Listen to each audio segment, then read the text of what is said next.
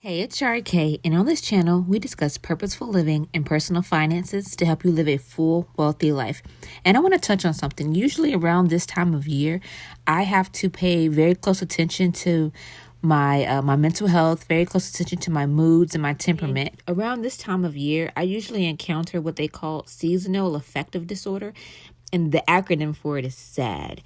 And that pretty much describes it. Usually during this time of years, just my state just really, my joy level really drops, and I don't know what to really attribute it to.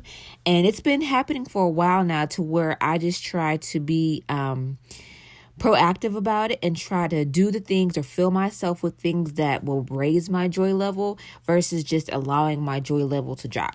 But this has caused me to pretty much consume probably any book, literature, podcast, TED Talk, you name it, about happiness, because this has just really intrigued me on what constitutes our happiness, and for me specifically, what makes my happiness / joy level drop, or my happiness / joy level rise.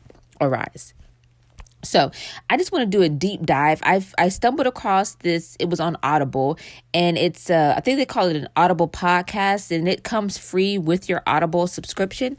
But this one is called Happiness. It's the Start Here podcast by Mel, and I'm going to title this particular deep dive Happiness According to Mel.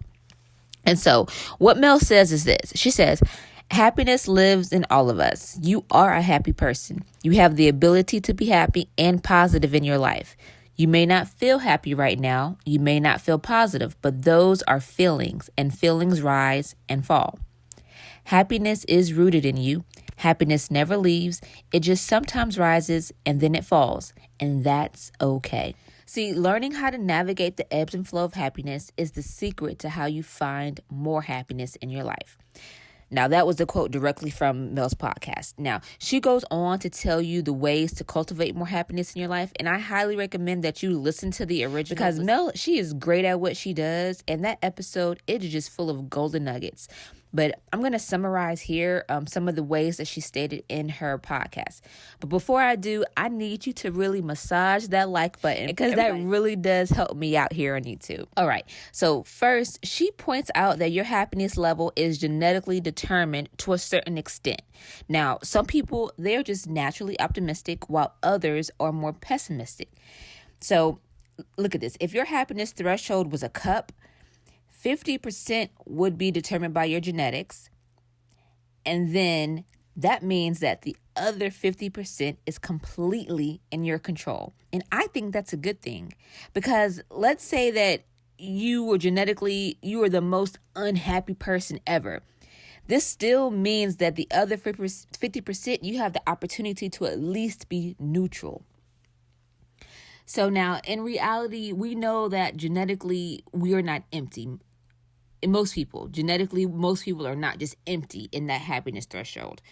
So she gives 3 daily practices that will level up your happiness.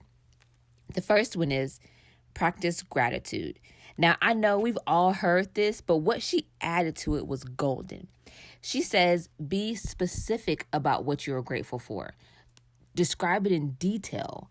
For example, instead of just saying, I'm grateful for my family, she advises to say something like, I'm grateful for my husband and children's joyous laughter and warm embraces. So instead of being generic with it, just really deep dive into the specifics of why you're grateful for that particular thing or person or situation. Another example, instead of I'm grateful for my health, say, I'm grateful for the rejuvenated way my body feels after a workout. You see the difference? Okay, her second tip was to move your body. And this is simply working out. And we all know that we should be doing this. And it is so difficult for some people just to that first little push to get out of bed and do the workout if you're doing it in the morning, or just to make yourself do it, whatever time period you set in your day. And the tip for this one is to do her method, the 5, 4, 3, 2, 1 method.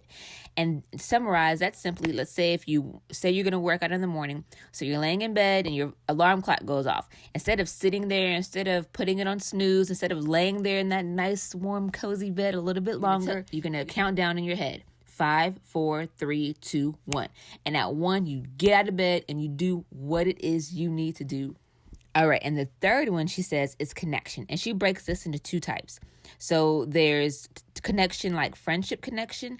And then there's connection, community connection. And so with the friendship connection, but she's saying you don't have to have tons of friends, just 1 or 2 good, close friends. Now, the community one, this could be community as far as like a church family, a sports family, a book club family, just a place where you belong.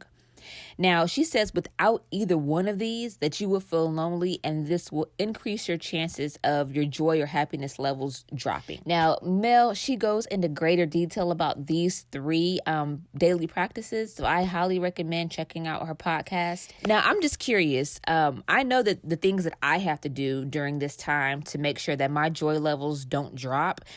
Do you guys experience the seasonal effects to your mood? And what are some ways that you create or invite happiness and joy into your life? All the best in your health, finances, relationship, and in your contribution.